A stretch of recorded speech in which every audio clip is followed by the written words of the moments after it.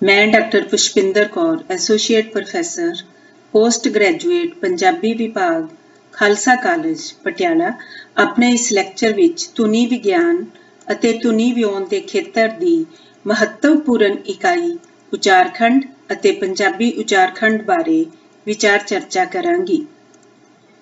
मेरे इस लैक्चर की रूपरेखा इस प्रकार है। मैं इस लैक्चर ਨੂੰ 6 भागों ਵਿੱਚ ਵੰਡਿਆ है। पहले भाग ਵਿੱਚ ਉਚਾਰਖੰਡ ਅਤੇ ਪੰਜਾਬੀ ਉਚਾਰਖੰਡ ਵਿਸ਼ੇ ਦੇ ਮਹੱਤਵ ਬਾਰੇ, दूसरे ਵਿੱਚ ਉਚਾਰਖੰਡ ਦੀ ਪਰਿਭਾਸ਼ਾ, तीसरे ਵਿੱਚ ਅੰਦਰੂਨੀ ਬਣਤਰ, चौथे ਵਿੱਚ ਉਚਾਰਖੰਡ ਵਿੱਚ ਧੁਨੀਆਂ ਲਈ ਵਰਤੇ ਜਾਂਦੇ ਚਿੰਨ੍ਹ, ਪੰਜਵੇਂ ਭਾਗ ਵਿੱਚ ਬਣਤਰ ਦੇ ਆਧਾਰ ਤੇ ਉਚਾਰਖੰਡਾਂ ਦੇ ਵਰਗ ਅਤੇ ਛੇਵੇਂ ਭਾਗ ਵਿੱਚ ਪੰਜਾਬੀ ਉਚਾਰਖੰਡਾਂ ਦੀ ਬਣਤਰ ਦੇ ਪੈਟਰਨਾਂ ਬਾਰੇ ਵਿਚਾਰ ਚਰਚਾ ਕਰਾਂਗੀ। ਉਚਾਰਖੰਡ ਅਤੇ ਪੰਜਾਬੀ ਉਚਾਰਖੰਡ ਵਿਸ਼ੇ ਦਾ ਮਹੱਤਵ। ਦੁਨੀਆ ਦੀਆਂ ਸਾਰੀਆਂ ਭਾਸ਼ਾਵਾਂ ਵਿੱਚ ਹੀ ਸ਼ਬਦਾਂ ਨੂੰ ਛੋਟੇ-ਛੋਟੇ ਹਿੱਸਿਆਂ ਵਿੱਚ ਕੱਟ ਕੇ ਬੋਲਿਆ ਜਾਂਦਾ ਹੈ, ਜਿਨ੍ਹਾਂ ਨੂੰ ਉਚਾਰਖੰਡ ਸਿਲੇਬਲਸ ਕਿਹਾ ਜਾਂਦਾ ਹੈ। ਉਚਾਰਨ ਸਮੇਂ ਕਿਸੇ ਸ਼ਬਦ ਨੂੰ ਕਿੰਨੇ ਹਿੱਸਿਆਂ ਵਿੱਚ ਕੱਟਣਾ ਹੈ ਅਤੇ ਕਿੱਥੋਂ ਕੱਟਣਾ ਹੈ, ਇਸ ਦੀ ਜਾਣਕਾਰੀ ਸਾਨੂੰ ਉਚਾਰਖੰਡ ਅਤੇ ਇਹਨਾਂ ਦੀ ਬਣਤਰ ਤੋਂ ਮਿਲਦੀ ਹੈ। ਉਚਾਰਖੰਡਾਂ ਬਾਰੇ ਜਾਣਨ ਉਪਰੰਤ ਹੀ ਅਸੀਂ ਕਿਸੇ ਭਾਸ਼ਾ ਦੇ ਸ਼ਬਦਾਂ ਦਾ ਸਹੀ ਅਤੇ ਸ਼ੁੱਧ ਉਚਾਰਨ ਕਰਨ ਦੇ ਯੋਗ ਹੋ ਸਕਦੇ ਹਾਂ। ਮੈਂ ਇੱਥੇ ਮਾਤ ਭਾਸ਼ਾ ਦੀ ਗੱਲ ਇਸ ਕਰਕੇ ਨਹੀਂ ਕੀਤੀ ਕਿਉਂਕਿ ਮਾਤ ਭਾਸ਼ਾ ਦੇ ਸ਼ਬਦਾਂ ਦੇ ਉਚਾਰਨ ਸਮੇਂ ਅਸੀਂ ਸੁੱਤੇ ਸਿੱਧ ਹੀ ਉਹਨਾਂ ਦੇ ਉਚਾਰਖੰਡ ਬਣਾ ਲੈਂਦੇ ਹਾਂ। ਉਚਾਰਖੰਡ ਭਾਸ਼ਾ ਦੀ ਸਾਰਥਿਕ ਸਿਗਨੀਫੀਕੈਂਟ ਇਕਾਈ ਹੈ। ਉਚਾਰਖੰਡ ਨੂੰ ਸਮਝਣ ਤੋਂ ਬਗੈਰ ਅਸੀਂ ਕਿਸੇ ਵੀ ਭਾਸ਼ਾ ਦਾ ਜਾਂ ਬੋਲੀ ਦਾ ਵਰਣਨ ਅਤੇ ਵਿਸ਼ਲੇਸ਼ਣ ਨਹੀਂ ਕਰ ਸਕਦੇ। ਉਚਾਰਖੰਡਾਂ ਦੀ ਬਣਤਰ ਬਾਰੇ ਚੰਗੀ ਤਰ੍ਹਾਂ ਜਾਣਕਾਰੀ ਹਾਸਲ ਕਰਨ ਉਪਰੰਤ ਹੀ ਅਸੀਂ ਧੁਨੀ ਵਿਉਂਤ ਫਿਨੋਲੋਜੀ ਦੇ ਖੇਤਰ ਦੀਆਂ ਮਹੱਤਵਪੂਰਨ ਇਕਾਈਆਂ ਵਿਅੰਜਨ ਗੁੱਛਿਆਂ ਕੰਸੋਨੈਂਟ ਕਲਸਟਰਸ ਅਤੇ ਸਵਰ ਗੁੱਛਿਆਂ ਵੋਵਲ ਕਲਸਟਰਸ ਦੀ ਨਿਸ਼ਾਨਦੇਹੀ ਕਰਨ ਦੇ ਯੋਗ ਹੋ ਸਕਦੇ ਹਾਂ। ਉਚਾਰਖੰਡ ਦੀ ਪਰਿਭਾਸ਼ਾ। ਉਚਾਰਖੰਡ ਉਚਾਰਨ ਦਾ ਇੱਕ ਹਿੱਸਾ ਹੈ। ਕਿਸੇ ਵੀ ਭਾਸ਼ਾ ਦੇ ਸ਼ਬਦਾਂ ਦੇ ਉਚਾਰਨ ਸਮੇਂ ਅਸੀਂ ਫਨੀਮਸ ਧੁਨੀਆਂ ਨੂੰ ਜੋੜ ਕੇ ਜਿਹੜੀ ਉਚੇਰੀ ਇਕਾਈ ਹਾਇਰ ਯੂਨਿਟ ਦੀ ਸਿਰਜਣਾ ਕਰਦੇ ਹਾਂ, ਉਸ ਨੂੰ ਉਚਾਰਖੰਡ ਕਿਹਾ ਜਾਂਦਾ ਹੈ। ਉਚਾਰਖੰਡਾਂ ਨੂੰ ਜੋੜ ਕੇ ਹੀ ਅਸੀਂ ਸ਼ਬਦਾਂ ਦਾ ਉਚਾਰਨ ਕਰਦੇ ਹਾਂ। ਭਾਸ਼ਾ ਵਿਗਿਆਨੀ ਡਾਕਟਰ ਸੁਖਵਿੰਦਰ ਸਿੰਘ ਸੰਘਾ ਆਪਣੀ ਪੁਸਤਕ ਪੰਜਾਬੀ ਭਾਸ਼ਾ ਵਿਗਿਆਨ ਵਿੱਚ ਉਚਾਰਖੰਡ ਨੂੰ ਪਰਿਭਾਸ਼ਿਤ ਕਰਦੇ ਹੋਏ ਲਿਖਦੇ ਹਨ, ਦੋ ਠਹਿਰਾਓ ਦੇ ਵਿਚਕਾਰਲੇ ਹਿੱਸੇ ਨੂੰ ਉਚਾਰਖੰਡ ਕਿਹਾ ਜਾਂਦਾ ਹੈ। ਉਚਾਰਖੰਡ ਅਜਿਹੀ ਧੁਨੀਆਤਮਕ ਇਕਾਈ ਹੈ ਜੋ ਉਚਾਰਨ ਸਮੇਂ ਦੋ ਰੋਕਾਂ ਦੇ ਵਿਚਕਾਰ ਸਾਕਾਰ ਹੁੰਦੀ ਹੈ।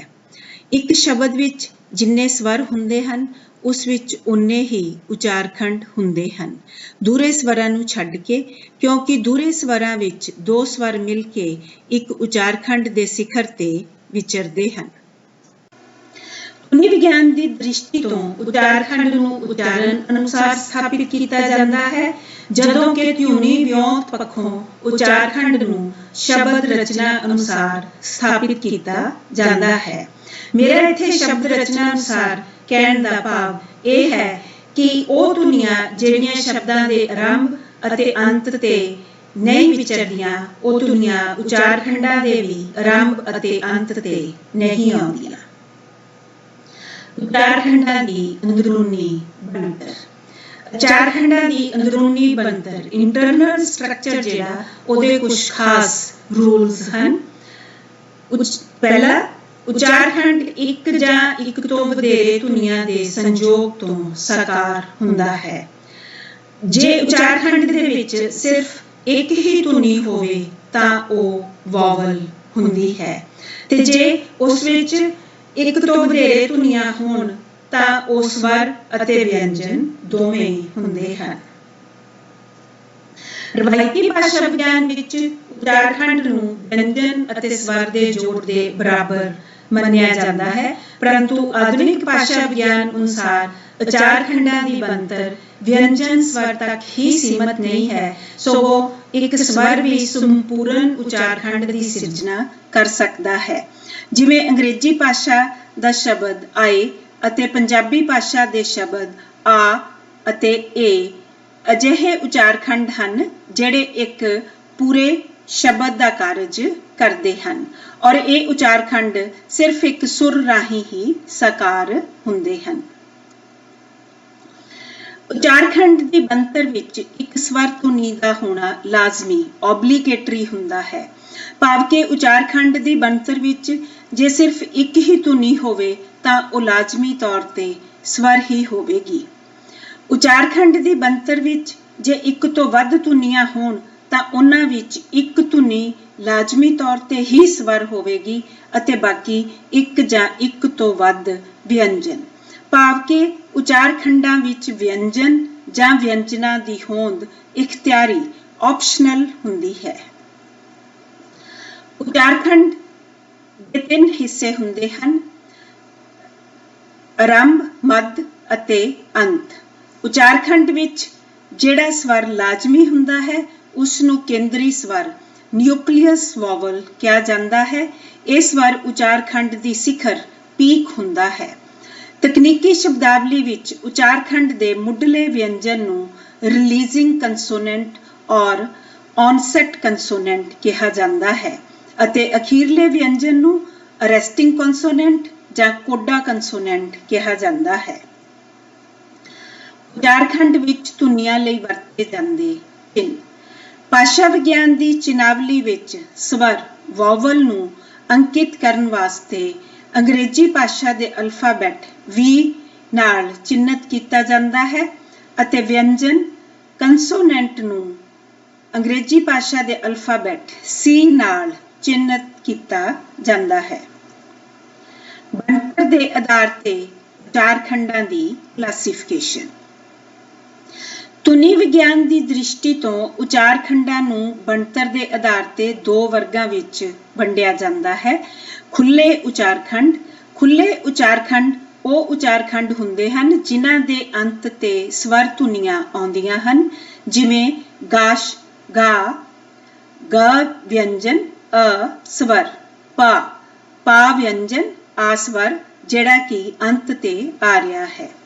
ਬੰਦ ਉਚਾਰਖੰਡ। ਬੰਦ ਉਚਾਰਖੰਡ ਉਹ ਉਚਾਰਖੰਡ ਹੁੰਦੇ ਹਨ ਜਿਨ੍ਹਾਂ ਦੇ ਅੰਤ ਤੇ ਵਿਅੰਜਨ ਧੁਨੀਆਂ ਆਉਂਦੀਆਂ ਹਨ, ਜਿਵੇਂ ਤਾਰ, ਤਾ ਵਿਅੰਜਨ, ਅ ਸਵਰ, ਰ ਵਿਅੰਜਨ। ਤਾਂ ਇਹ ਉਹ ਉਚਾਰਖੰਡ ਹੈ ਜਿਹੜਾ ਕਿ ਜਿਹਦੇ ਅੰਤ ਤੇ ਵਿਅੰਜਨ ਆਉਂਦਾ ਹੈ ਔਰ ਇਹ ਬੰਦ ਉਚਾਰਖੰਡ ਦੀ ਸ਼੍ਰੇਣੀ ਵਿੱਚ ਆਉਂਦਾ ਹੈ। ਪੰਜਾਬੀ ਉਚਾਰਖੰਡਾਂ ਦੀ ਬਣਤਰ ਦੇ ਪੈਟਰਨ। ਪੰਜਾਬੀ ਭਾਸ਼ਾ ਵਿੱਚ ਇਕਹਿਰੇ ਉਚਾਰਖੰਡੀ ਸ਼ਬਦਾਂ ਦੀ ਬਣਤਰ ਦੇ 7 ਪੈਟਰਨ ਹਨ। ਪਹਿਲਾ ਪੈਟਰਨ ਉਹ ਹੈ ਜਿਹਦੇ ਵਿੱਚ ਸਿਰਫ ਇਕੱਲਾ ਸਵਰ ਆਉਂਦਾ ਹੈ, ਜਿਵੇਂ ਓ, ਆ, ਓ, ਜਿਵੇਂ ਓ ਮੇਰਿਆ ਰੱਬਾ, ਓ, ਆ ਤੂੰ ਘਰ ਆ। ਇਸ ਉਚਾਰਖੰਡ ਦਾ ਆਰੰਭ ਅਤੇ ਅੰਤ ਨਹੀਂ ਹੁੰਦਾ। ਇਸ ਉਚਾਰਖੰਡ ਵਿੱਚ ਆਉਣ ਵਾਲਾ ਸਵਰ ਸਿਖਰ ਤੇ ਵਿਚਰਦਾ ਹੈ। ਪੈਟਰਨ ਨੰਬਰ 2, ਸਵਰ ਵਿਅੰਜਨ, ਜਿਵੇਂ ਓ, ਓ, ਓ ਸਵਰ, ਹ ਵਿਅੰਜਨ, ਏ ਸਵਰ, ਹ ਵਿਅੰਜਨ। ਪੈਟਰਨ ਨੰਬਰ 3, ਵਿਅੰਜਨ ਸਵਰ, ਜਿਵੇਂ ਪਾ, ਪਾ ਵਿਅੰਜਨ, ਅ ਸਵਰ, ਗਾ ਵਿਅੰਜਨ, ਅ ਸਵਰ। ਇਸ ਬਣਤਰ ਵਿੱਚ ਉਚਾਰਖੰਡ ਦੇ ਅੰਤ ਤੇ ਸਿਰਫ ਦੀਰਘ ਸਵਰ ਹੀ ਆਉਂਦੇ ਹਨ।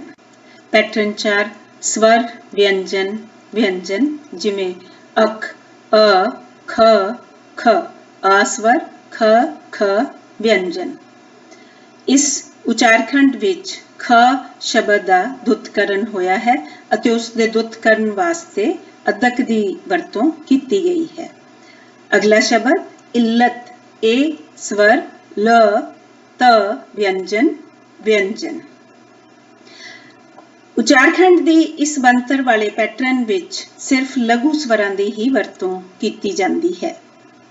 ਪੈਟਰਨ 5, ਵਿਅੰਜਨ ਸਵਰ ਵਿਅੰਜਨ, ਜਿਵੇਂ ਕਰ, ਕ ਵਿਅੰਜਨ, ਅ ਸਵਰ, ਰ ਵਿਅੰਜਨ। ਗੀਤ, ਗ ਵਿਅੰਜਨ, ई स्वर त व्यंजन। पैटर्न 6 व्यंजन व्यंजन स्वर व्यंजन, जिमें प्रीत प र ई स्वर त व्यंजन, कृत क र व्यंजन व्यंजन ए स्वर त व्यंजन। पंजाबी भाषा की वाक बनतर विच विचरण वाले इस उचारखंड की बनतर विच आरंभ विच विचरण वाले व्यंजनां की तरतीब आम तौर ते डकवां जमा अडकवां वाली हुंदी है। व्यंजन स्वर व्यंजन व्यंजन, जिमें धर्म त व्यंजन अ स्वर र व्यंजन म व्यंजन, बलद ब व्यंजन आ स्वर ला व्यंजन दा व्यंजन। पंजाबी भाषा दे शब्दां विच विचरण वाले उचारखंडां पंजाबी भाषा दे शब्दां विच विचरण वाले उचारखंडां दी बनतर विच इन्हां वर्णित कीते गए पैटर्नां विचों एक पैटर्न की भी वरतों हो सकती है अते एक तो वधेरे पैटर्नां की भी वरतों हो सकती है। इस तो अगे असीं बहु उचारखंडी शब्दां की बनतर दे पैटर्न कीते हन। बहु उचारखंडी शब्दां की बनतर दे पैटर्न इत्थे असीं दो शब्द लैने, एक पंजाबी भाषा का शब्द पुष्पिंदर ते दूसरा अंग्रेजी भाषा का शब्द इंटरवल।